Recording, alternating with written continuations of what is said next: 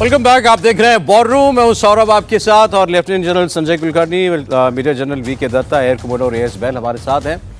अब आपको एक बड़ी सनसनीखेज खबर देते हैं। अमेरिका की खुफिया एजेंसी एफबीआई ने चीन के 2 नागरिकों को गिरफ्तार किया है, जिसमें एक 33 साल की युनकिंग जियन नाम की महिला है और 34 साल का जुन योंग लिू है। ये बताया जाता है गर्लफ्रेंड बॉयफ्रेंड है। अमेरिका में इन दोनों के खिलाफ बहुत संगीन आरोप लगाए गए हैं, लेकिन इस केस की सबसे डरावनी बात है कि तस्करी से लाई गई वो चीज जो एक खतरनाक फंगस है और इसका जो नाम बताया गया है वो है फ्यूजेरियम ग्रेमिनेरम। ये गेहूं, धान, मक्का और जौ ऐसी फसलों को बर्बाद कर देता है और इस बात की जानकारी खुद एफबीआई के डायरेक्टर काश पटेल ने दी।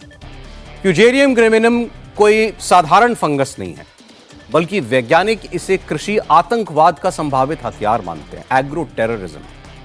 ये फसल में हेड ब्लाइट नाम की बीमारी फैलाता है, जिसमें गेहूं, चावल, जौ, मक्का जैसी प्रमुख फसलें पूरी तरीके से बर्बाद हो जाती है। हर साल ये फंगस दुनिया भर में अरबों डॉलरों का नुकसान करता है। इससे पैदा होने वाले टॉक्सिन्स इंसानों और जानवरों के लिए भी जानलेवा हो सकते हैं।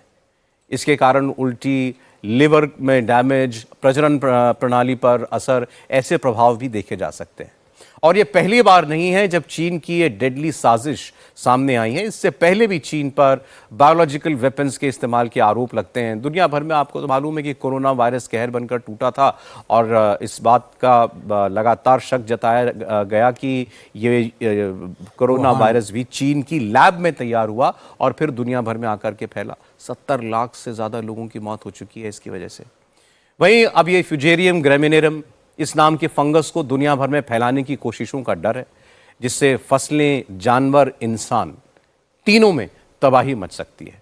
अच्छा, अब ये जो दोनों लोग चीनी नागरिक जो इसको जो लेकर के आए, इनका जो बैकग्राउंड बताया गया है, ये शायद साइंटिस्ट्स हैं और इनमें से जो महिला है वो मिशिगन की यूनिवर्सिटी में लैब में इस फंगस को ले जाना चाहती थी, लेकिन इससे पहले वो पकड़ी गई।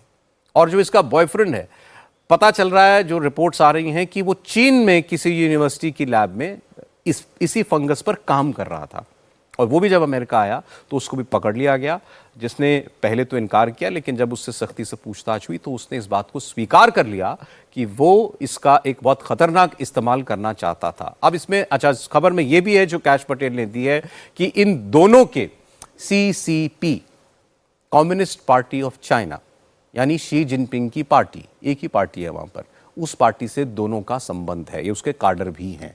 तो अब शी जिनपिंग की पार्टी से जुड़े हुए लोग, पार्टी के कार्यकर्ता एग्रो टेररिज्म की कार्रवाई अमेरिका में करना चाहते थे। आप इस खबर का मतलब जरा समझिए, मैग्नीट्यूड जरा समझिए कि मतलब अगर ऐसा कुछ हो जाता तो बहुत ही बड़ी बात हो जाती, लेकिन चूंकि वो इस आरोप को सही मान रहा है अमेरिका, दोनों देश ऑलरेडी एक ट्रेड वॉर में हैं, तो अब यहां से बात कितना आगे बढ़ सकती है? बहल साहब बिल्कुल सही कह रहे हैं आप। अगर आपको याद होगा 2019 दिसंबर और उसके बाद 20 में जब कोविड का ओरिजिन चाइना के साथ लिंक किया गया था और उसके बाद जिस हिसाब से कोविड यूरोप और वहां पे फैला अमेरिका के अंदर और जो डेडली उसने इंपैक्ट डाला था उसके अंदर, तो यहां तक तब बातचीत चल रही थी कि कहीं ना कहीं चीन का इन्वॉल्वमेंट था ये बायोलॉजिकल वॉरफेयर के अंदर। तो ये जो एग्रो टेररिज्म की बात कर रहे हैं, कोई दो राय नहीं हो सकती है कि चीन मल्टीपल लेवल्स पे अमेरिका को वीक करना चाहता है, क्योंकि चीन का क्लियर एम है कि 2047 के अंदर आते आते जब उनकी कम्युनिस्ट पार्टीज और जो चीन है 100 साल पूरे करेंगे, उस समय पे वो चाहते हैं कि वो दुनिया की नंबर 1 ग्लोबल पावर बन जाए, अमेरिका को डिस्प्लेस कर दें। तो जो उनकी कन्वेंशनल कैपेबिलिटी है उसके अंदर तो शायद वो नहीं कर पाएंगे इतने समय में, तो अनकन्वेंशनल कैपेबिलिटी के अंदर वो बहुत सारे रास्ते ढूंढते हैं जिससे अमेरिका को अंदर से वीक किया जाए। और ये अभी से नहीं कर रहे, ये कई सालों से इसके ऊपर काम चल रहा है। जी बिल्कुल सर। सौरभ, अगर आप देखें वुहान में जो है लैब, जिसके कारण चीन का बहुत ज़बरदस्त एक, मैं कहूँगा, पब्लिसिटी जो चीन को मिली, एक बहुत भद्दी, और ट्रंप ने कोई शब्द तोड़ा नहीं। शी जिनपिंग को कहते हैं कि पूरे विश्व में अगर कोविड फैला है तो चीन ने फैलाया है। बायोलॉजिकल वेपन्स को लेकर के और केमिकल वेपन्स को लेकर के अमेरिका के अंदर बहुत सख्त कानून है। आप अगर अमेरिका ट्रैवल करें, आप अचार तक नहीं ले जा सकते। अच्छा। आप नॉर्मल चीज़ें जो खाने की हैं हिंदुस्तान से नहीं ले जा सकते। तो ये जो चीज़ें हैं जिसे बोलते हैं एग्रो टेररिज्म, आप कोई भी चीज़ अगर आप कहें ये मसाला है वो भी नहीं ले जा सकते। मतलब इतने सख्ताई से पेश आता है अमेरिका के अंदर। उसको लेकर के जब इस तरह की हरकत करते हैं, चीन सोचता होगा कि किस प्रकार से अब अमेरिका को घसीटा जाए, क्योंकि चीन का ज़बरदस्त एक तरीके से जो पूरे विश्व भर में एक मैं कहूँगा मुहिम चली कि कोविड वुहान चाइना। अब अमेरिका में जब इस तरह करते हैं तो अगर आप वापस जाएं पुराने वक्त में, हम लोगों ने ये PL 480 गेहूँ आया था, ये जो कांग्रेस ग्रास जो दिखती है जो फैली भारत के अंदर, वो जब वो गेहूँ आया उसके साथ जो घास आई उससे वो कांग्रेस घास फैली। तो ये जो एग्रो नॉर्मल जब टेररिज्म की बात करते हैं और इस प्रकार ये ज़रूर चीन के ये जो 2 साइंटिस्ट पकड़े गए हैं अमेरिका के अंदर, इसमें कोई शक नहीं कि अमेरिका को किस तरीके से गिराना, उसकी किस तरीके से बेइज्जती करना, किस तरीके से उनका जो एग्रीकल्चर प्रोडक्शन है उसको गिराना और चीन किस प्रकार से ऊपर आ सकता है, उसको देख करके ये कार्रवाई हुई। एक वाकई बहुत ही खतरनाक। अब काश पटेल ये भी लिख रहे हैं, एविडेंस ऑल्सो इंडिकेट्स, जियान मतलब इन दोनों में से जो व्यक्ति है उसने had expressed loyalty to Chinese Communist Party and had received funding from the Chinese government for similar work on his pathogen in China. लेकिन इनके ऊपर जो आरोप लगाए गए हैं वो आरोप हैं smuggling goods into United States, false statements and visa fraud. तो ये इनके ऊपर अभी वैसा कोई गंभीर चार्ज नहीं लगाया है, लेकिन वो कह रहे हैं कि ये जो फंगस है इसका इस्तेमाल होता एग्रो टेररिज्म के लिए है और बिलियंस ऑफ डॉलर्स का नुकसान इससे हो सकता था अगर ये अपने करने में कामयाब हो जाते। आपको लगता है ये अमेरिका चाइना के बीच कोई नए फसाद की जड़ बनेगा? बिल्कुल, देखिए ऐसा है कि ये जो अटैम्प्ट है, चाहे हम वुहान की बात करें और उसके बाद में जो करंट अभी ये 2 लोग पकड़े गए हैं जो फंगस लेके जा रहे थे अपने साथ, वुहान के अंदर भी चाइना ने ये एक बायोलॉजिकल वॉरफेयर के माध्यम से पूरी दुनिया को घुटने में लाने की चेष्टा करी। और आपको याद हो ये वुहान वायरस के बाद जो कोविड फैला, उसी दौरान गलवान का इंसिडेंट भी चाइना ने किया और उसको ये लगता था कि भारतीय फ़ौज कोविड के कारण शायद रिस्पॉन्स नहीं कर पाएगी। लेकिन भारतीय फ़ौज ने पूरे कोविड के दौरान अपने पूरे कंटोनमेंट्स को क्वारंटाइन कर दिया था। कोई भी फौजी बाहर छुट्टी जाता था उसको एक पूरा एक कूलिंग पीरियड बाहर निकालना पड़ता था एक अलग कैंप के अंदर, फिर उसको अंदर दाखिल किया जाता था। तो मुझे याद है कि जितने हमारे कंटोनमेंट थे सारे सिक्योर्ड थे, सारे हमारे फौजी बिल्कुल इस कोविड से बचा के रखे गए। और जब गलवान में इन्होंने हरकत करी तो 15 दिन के अंदर हमने 50,000 फौजी इनके सामने खड़ा कर दिया।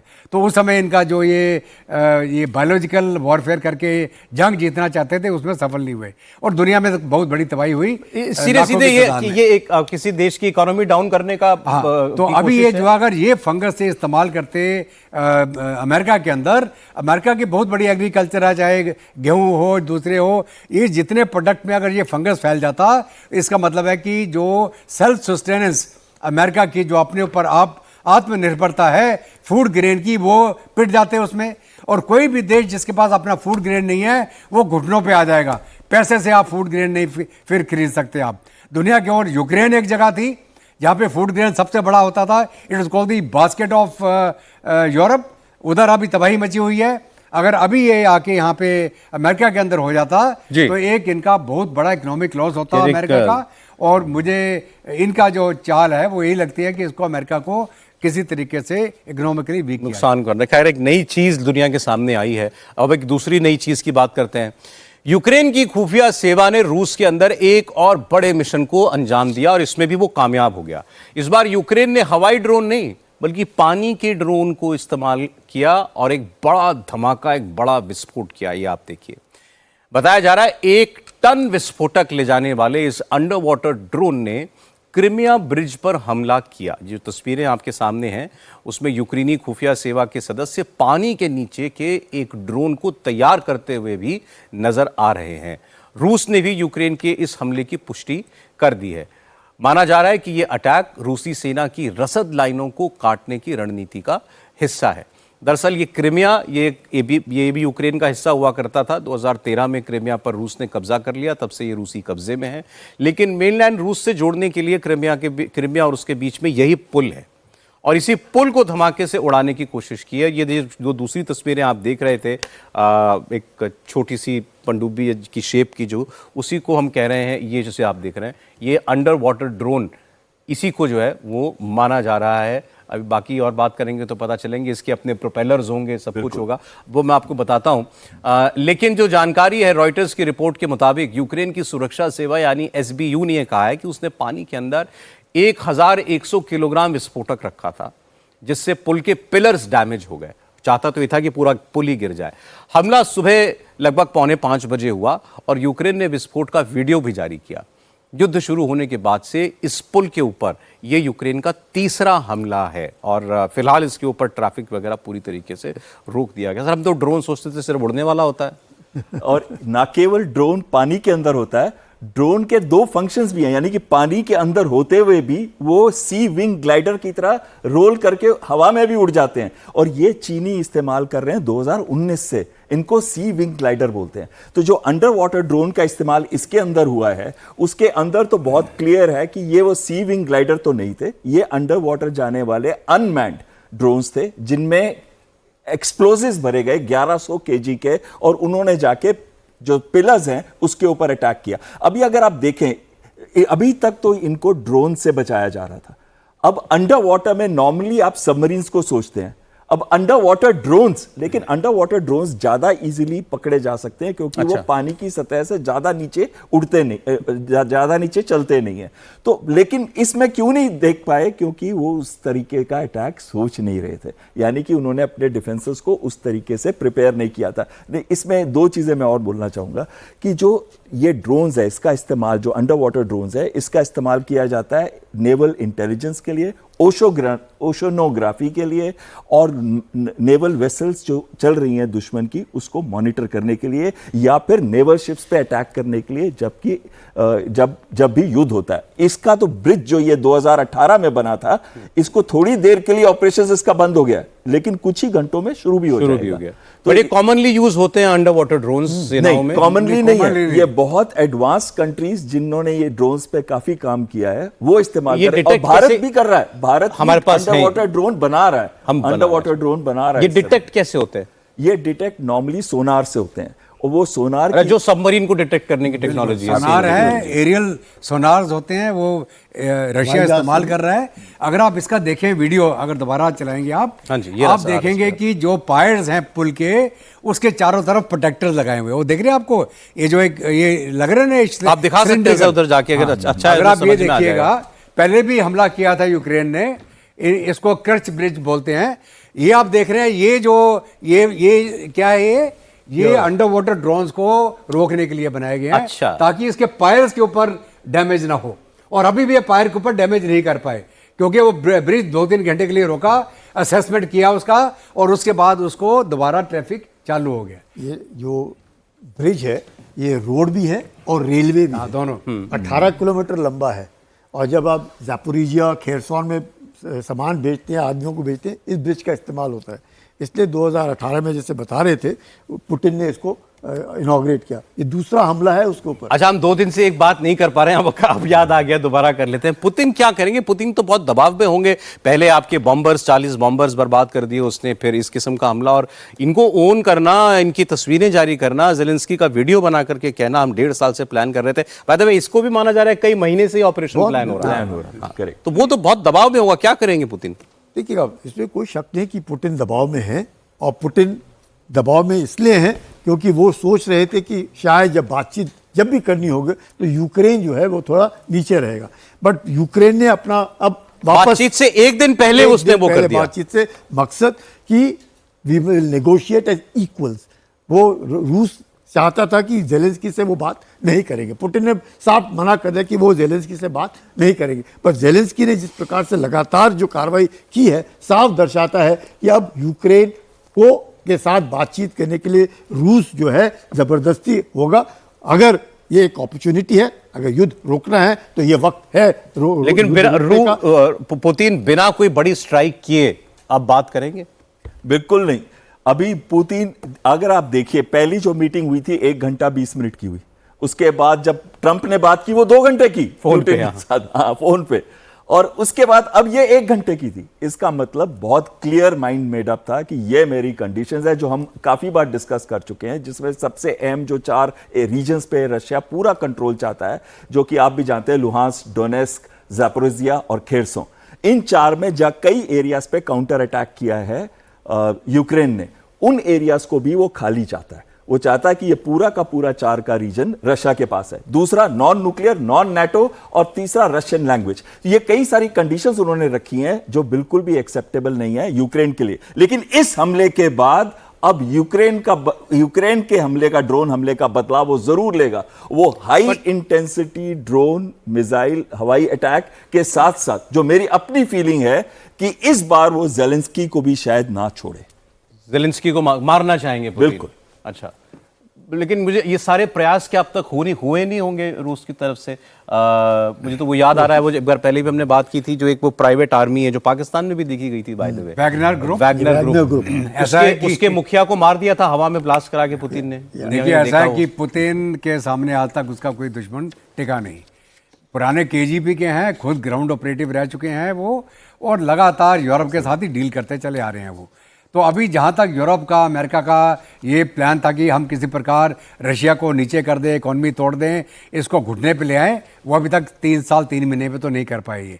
और इसके साथ साथ में बहुत सारा जो नुकसान यूरोप को भी उठाना पड़ा है। इनके जो एनर्जी क्राइसिस, एनर्जी के प्राइसेस, हर एक चीज़ के ऊपर असर हुआ है। इकॉनमी गिरी है सारी, पूरे वेस्टर्न वर्ल्ड की इकॉनमी डाउन हुई है। तो अभी जहाँ तक जेलेंस्की का सवाल है, ये अगर आपको याद हो, थोड़े दिन पहले जेलेंस्की ने ट्राई किया था, जब कुर्स्क जा रहा था पुतिन, उसके ऊपर स्वैम ड्रोन अटैक करा था उसके हेलीकॉप्टर के ऊपर। उसके आवाज में भी बहुत बड़ा एक काउंटर अटैक किया गया था रशिया द्वारा यूक्रेन के ऊपर। और अभी भी रशिया ने ऑलरेडी शायद प्लान बना रखा होगा और यहाँ चुनेगा, और चुन के इसको एक बहुत बड़ा एक काउंटर अटैक करेगा, और काफ़ी तबाही होगी यूक्रेन के अंदर, और हो सकता है जेलेंस्की को खुद ही टारगेट किया जाए। और पुतिन जो है इंग्लिश भी बोलते हैं, जर्मन भी बोलते हैं, रशियन भी बोलते हैं, और जेलेंस्की भी इंग्लिश भी बोलता है और रशियन भी बोलता है। बात कर लें तो ज्यादा बात अच्छा है करने आपस में कोई दिक्कत नहीं है किसी को। अब एक और खबर, देश में फैले जासूसी के जाल पर एक बड़े प्रहार की। पंजाब पुलिस ने जासूसी नेटवर्क के मेन आरोपी जसबीर सिंह को गिरफ्तार किया है। मोहाली से यह गिरफ्तारी हुई है। यूट्यूबर जसबीर सिंह को पंजाब पुलिस ने अरेस्ट कर लिया है, और बताया जा रहा है कि जसबीर सिंह 3 बार पाकिस्तान जा चुका है। जासूस के आरोप में गिरफ्तार यूट्यूबर ज्योति मल्होत्रा और पाकिस्तानी एम्बेसी के अफसर दानिश से ये टच में था। दिल्ली में आयोजित पाकिस्तानी नेशनल डे के प्रोग्राम में भी ये गया था। जसबीर सिंह 2020, 2021 और 2024 में 3 बार पाकिस्तान की यात्रा कर चुका है। उसके मोबाइल फोन की डिटेल से खुलासा हुआ है कि वो कई पाकिस्तानी नंबरों पर लगातार संपर्क में था, बातचीत कर रहा था। अब इस बातचीत की पूरी डिटेल्स की तफ्तीश जो है वो की जा रही है। तो आप देखिए, एक के बाद एक बहुत सारे ऐसे लोग पकड़े गए हैं, और इसमें 1-2 कॉमन बातें। एक तो कॉमन लिंक इन सबका, ज़्यादातर का इनमें से पाकिस्तान की एम्बेसी के अंदर बैठा आदमी।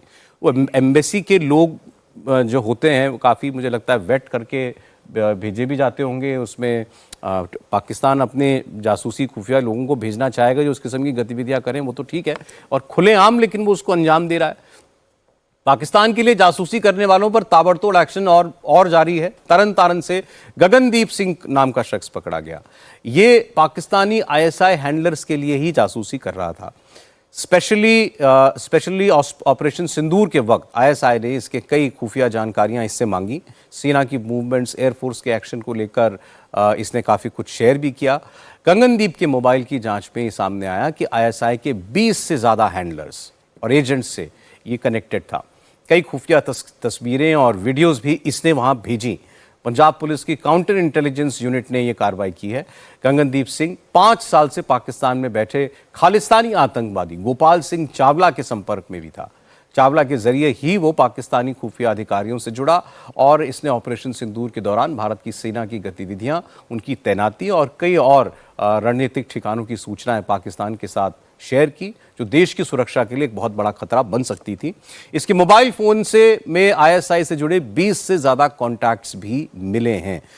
ये भी हमने आपको बताया था कि कैसे यहाँ पर बैठे लोगों ने पाकिस्तान में कई सिम कार्ड्स जो थे वो भी सप्लाई किए थे किसी ज़रिए से, और उन सिम कार्ड्स के ज़रिए ही बात होती ताकि किसी को ये शक ना हो कि पाकिस्तानी नंबर से यहाँ क्यों कॉल आ रहा है। तो इंडिया नंबर से ही व्हाट्सएप कॉल के ज़रिए ज़्यादातर ये लोग आपस में बातचीत करते थे।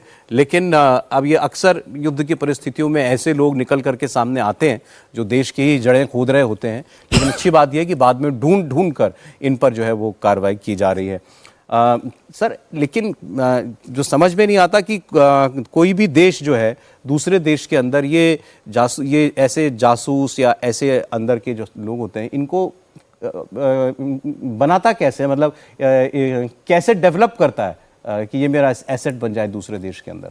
बिल्कुल ऐसा है कि हर एक दुश्मन देश उस देश के ऊपर जहाँ उसने नज़र रखती है वहाँ के डिसग्रंटल एलिमेंट को या ऐसे एलिमेंट्स को जिसको लुभा के किसी ट्रैप में कर दिया जाए या पैसे का लालच दिया जाए या हनी ट्रैपिंग की जाए, उसके माध्यम से फिर उसको ब्लैकमेल किया जाता। बाद में वो पहली एक गलती उससे करवा लेते हैं, उसके बाद में उसको बोलते हैं कि तेरी ये गलती हमारे पास में है, अगर तू हमारे लिए काम नहीं करेगा तो हम तेरे को एक्सपोज कर देंगे। तो ये अलग अलग तरीके इस्तेमाल होते हैं, हर एक देश करता है ये। और ये जो इसका हैंडलर आप बोल रहे हैं पाकिस्तान एम्बेसी में, वो पक्का आईएसआई का कोई ऑफिशियल है जो यहाँ पे पोस्ट किया गया है इसी काम को अंजाम देने के लिए, इस नेटवर्क को बनाने के लिए और जगह जगह पे अपने जासूसों को तैनात करने के लिए। सोशल मीडिया ने क्या इस काम को और आसान बना दिया? बिल्कुल बिल्कुल। दूसरा क्या है कि ये इन्फ्लुएंसर्स बोलते हैं इनको। हाँ जी। इनको ये यूट्यूबर बन गए, इन्फ्लुएंसर बन गए, वो उसके बैकग्राउंड में ये करते हैं सब, हम तो यूट्यूब बनाने जा रहे हैं, travel with so and so और eat with so and so, food with so and so. तो ये उस तरीके से एक कैमोफ्लेज करके अपनी कार्रवाई को अंजाम देते रहते हैं लगातार। और अगर आज के दिन में हर एक आदमी के हाथ में फ़ोन है, हर एक आदमी के हाथ में मिनिएचर कैमरा है, हर एक आदमी के हाथ में मिनिएचर वीडियो रिकॉर्डर है और तुरंत एक बटन दबाते हैं दुनिया के बहुत लोग सर ये सवाल ही हिस्से पूछते में हैं, लेकिन कि आज तो जैसे सैटेलाइट का जमाना है, हमने ही दिखा दिया वहाँ देखो उस बेस में कहाँ मिसाइल मारी, एक एक डिटेल बता दी। तो ये ऐसी क्या चीज़ है जो ये शेयर कर सकते हैं जो कि नुकसानदेह हो सकती है? बिल्कुल ऐसा है कि जैसे मैं बोलूँ कि साहब आप अमृतसर एयरफील्ड के पास जाइए और जितने भी जहाज उड़ते हैं तुरंत हमको खबर दीजिए। तो हमको मालूम है कि कमर्शियल जहाज कौन सा उड़ रहा है और फाइटर कौन सा जा रहा है। तो इसने इतना बोला कि 4 जहाज उड़े। अभी ये वार्निंग मिल गई किसको? पाकिस्तान को, कि यहाँ इस एयरबेस से 4 जहाज उड़े हैं। अब वो अपने उसके साथ को रिलेट करें 4 जहाज जाएंगे कहाँ। तो इस प्रकार की जानकारी है। कौन सा आर्मी का मूवमेंट हो रहा है, कोई ट्रेनें आई हैं क्या, उन पे ऊपर टैंक लदे हुए हैं क्या, आर्टिलरी गन्स जा रही हैं उनके साथ में, कौन सी दिशा में जा रहे हैं, उसका टैक्टिकल साइन क्या है उस फॉर्मेशन का। उससे फिर क्या होता है कि जो दुश्मन उसको प्लॉटिंग करता है कि ये एनिमी मूवमेंट ऐसे हो रहा है, इधर हो रहा है, इधर बिल्डअप होगा, हमको यहाँ काउंटर अटैक करना है या डिफेंस करना है। तो ये उस चीज़ के अंदर मदद देता है। बहुत खतरनाक है ये जो लोग हैं जी सर, आँख और कान का काम करते हैं। बिल्कुल। और ऐसे आंख और कान और मुंह सब बंद किए जाने चाहिए, हो ही रहे हैं वो। बहुत शुक्रिया sir, general Kulkarni general Datta air commander well, बहुत शुक्रिया आपका। कल फिर मुलाकात होती है आपसे।